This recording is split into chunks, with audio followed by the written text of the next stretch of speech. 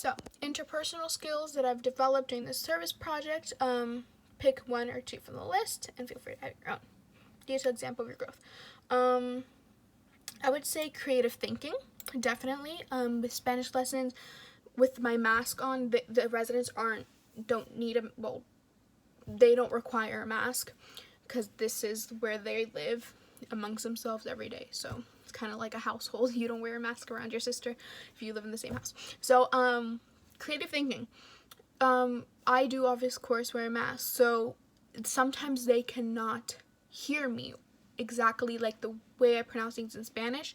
They can't clearly hear it, and a lot of their hearing isn't the greatest. So with me, I had to find ways to not only talk louder, but also find ways to because writing it down wasn't going to help because by writing it down, they can't see how it's pronounced. So and also I couldn't just go on YouTube and look up someone saying things because it wouldn't be exactly the phrase I wanted them to say. So I had to be very creative in the way I was going to teach them Spanish and the little things also, because the whole Spanish lesson is more to keep them entertained as something they like, because usually the ones who participate took Spanish in high school or something and they kind of like languages. So it's more of teaching them, just more of them having fun, but it's not, the whole purpose isn't actually for them to learn Spanish, of course. It's just for them to have some entertainment. But of course, to them, they actually want to learn Spanish. So the creativeness came in when, I said, okay, I would prepare beforehand and I would do voice memos and what phrases I would talk to them about, and then I would, on my phone, I would record it at home, and then when I got to the facility, I would record it for them. And so, the way I would teach it kind of had to be creative about it. I would say listening. Listening is definitely, I would say empathy. Okay, I would say empathy because that when of listening, I always listen, but empathy, I'm not a very empathetic person. I'm not very emotional. I'm more logical thinking. So a lot of the times, when one of the residents tells me a sad story or something that they're in pain about, how not to be cheesy or how not to be the cliche oh, I'm so sorry, or I kind of had to make it come from the heart, which I do feel sorry for them. I do feel bad for them. I want to help them, but at the same time, those feelings don't come naturally to me. I can't express them naturally. I have them and I feel them, but I've always had trouble expressing them to others in a sincere way. Because of course, so if a stranger says, oh yeah, I came back from a funeral, you say, oh, I'm so sorry to hear that, but you don't actually feel some sort of sense about that. You're sorry for them, that's true, but your emotion isn't exactly sincere. It's more of a formality. So how to make it sincere and not a formality, that definitely, this volunteer project definitely taught me that, because it's kind of just you listening to them and nodding your head and really just all in eyesight. And if you just listen, the more you learn about them, their name, all should be one of the first things, their name, their background, their story, where they came from.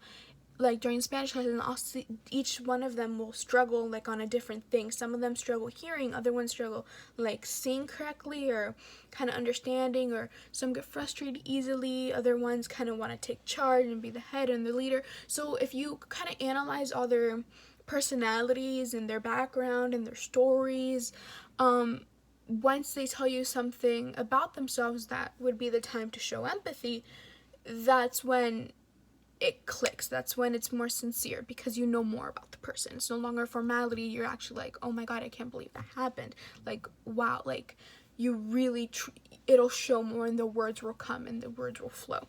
So empathy and creative thinking. And now another one of my own that I don't see here is let's see, adaptability could be it, but I'm not sure. I don't know how to describe it in a word, but I'll do the detailed example of growth in this area. I think I said that through the examples. I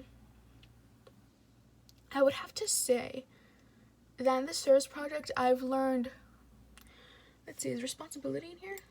No, it's not. I think I would say responsibility within myself. Sometimes, like, you know, obviously, people my age, we still live at home. We should. We are still in high school, you know, we don't really feel like we're adults and we have all this responsibility, which we're not. We shouldn't.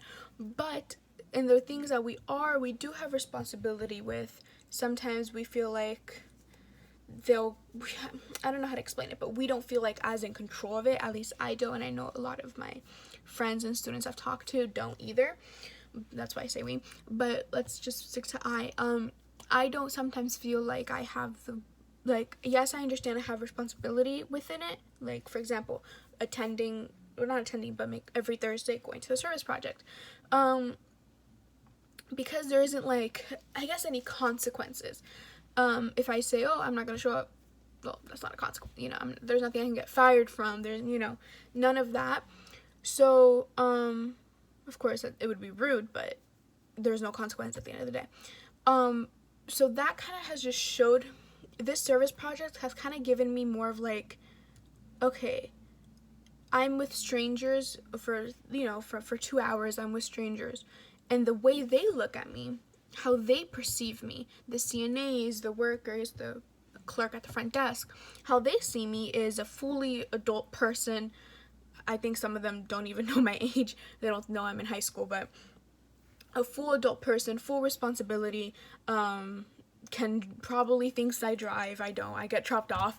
But, you know, they see me as this very adult, responsible figure. And being seen and perceived that way kind of, took me aback and like, oh, okay. And it kind of helps me see myself that way more. And that is a good thing when you see yourself that way, because you're able to not be so shy, or you're able to be like, oh, can I handle this? Because you'll be like, yes, I can. I am responsible. I'm almost 18 years old, and what age doesn't matter, but, I am at this point in my life where, yes, I can be responsible, and yes, I can have all these responsibilities, and I can carry out these